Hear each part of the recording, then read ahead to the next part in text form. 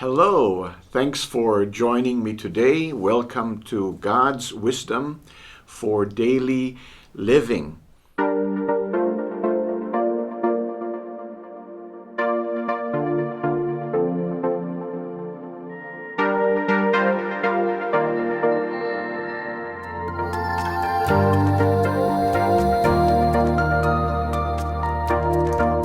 And today I'm going to be talking about serving Christ courageously in a dangerous world.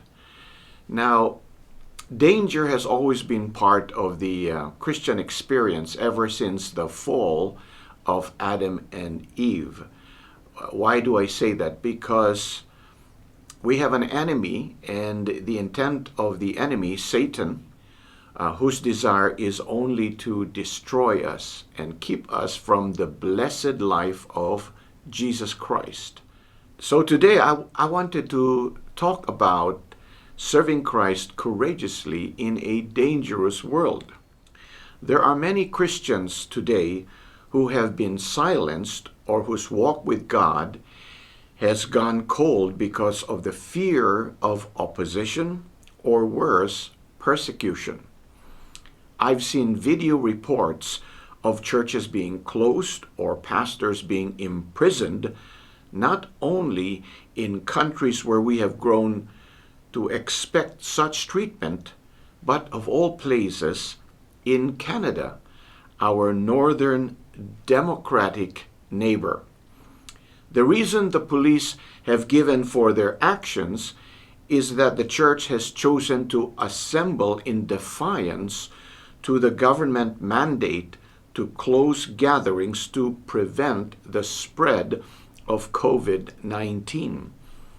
But the churches they closed did not have any infections, nor did they experience the spread of COVID-19.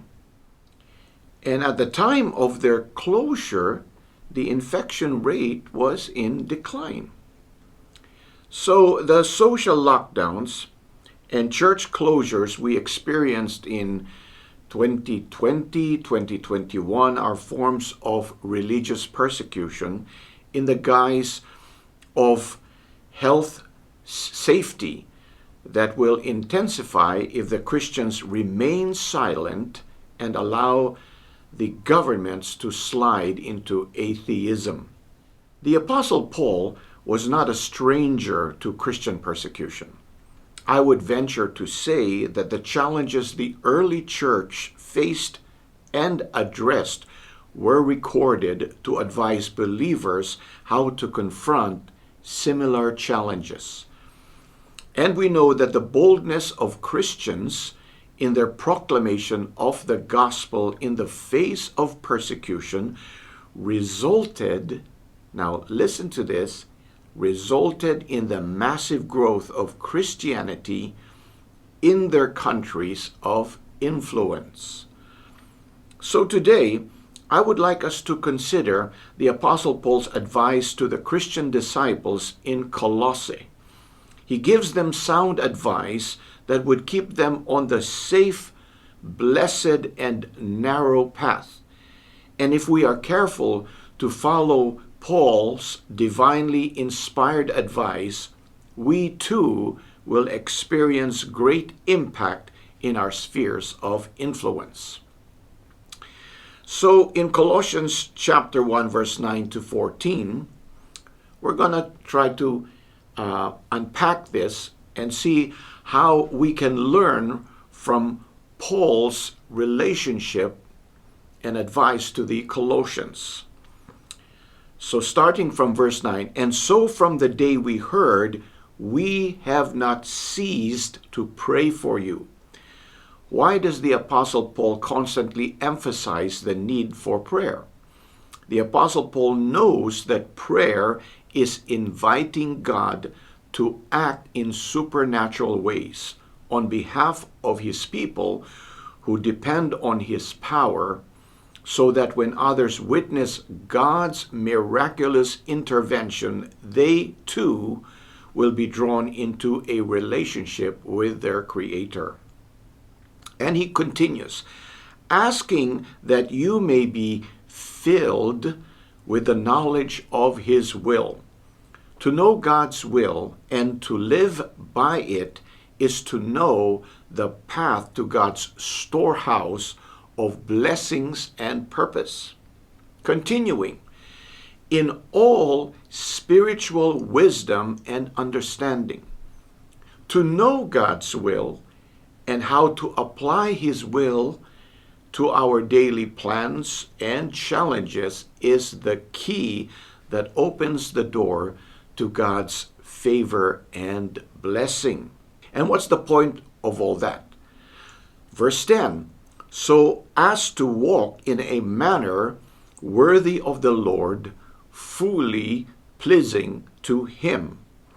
So to walk worthy of God implies that there is a way that is unworthy of God.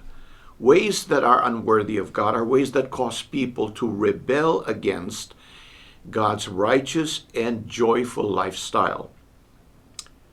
For example, how about stealing something that does not belong to you?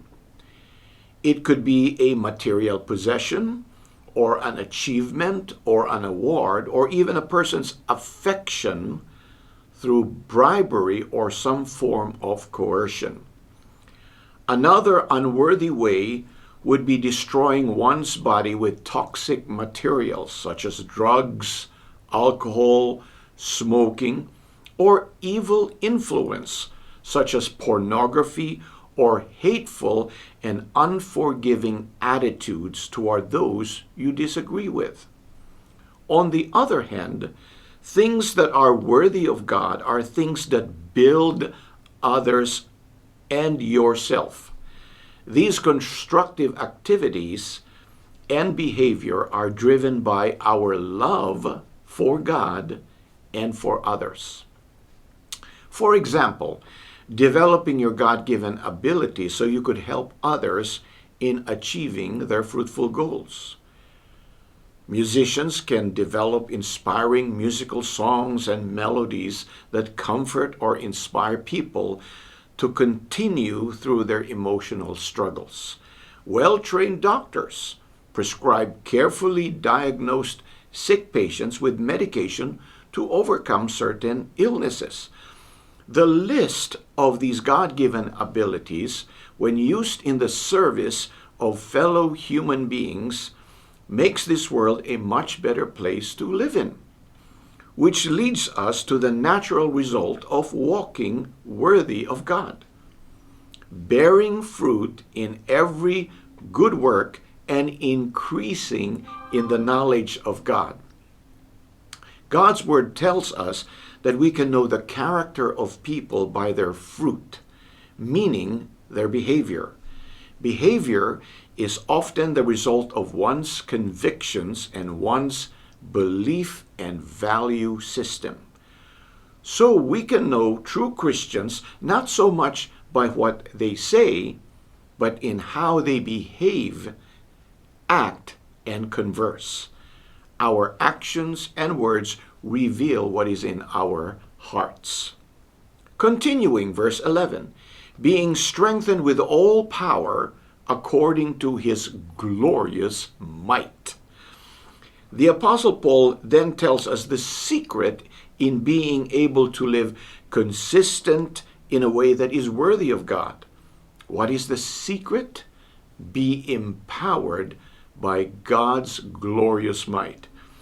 It is extremely difficult to live daily in a manner worthy of God because our sinful tendencies, urged on by a broken and sinful world under the influence of the devil and his hosts, are persistent. Left to our weak and inconsistent selves, we will easily crumble without God's empowerment and guidance.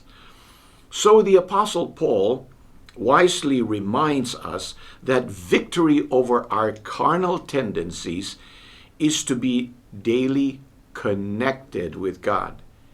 If we do this, we will experience, as he says in Colossians, all endurance and patience with joy.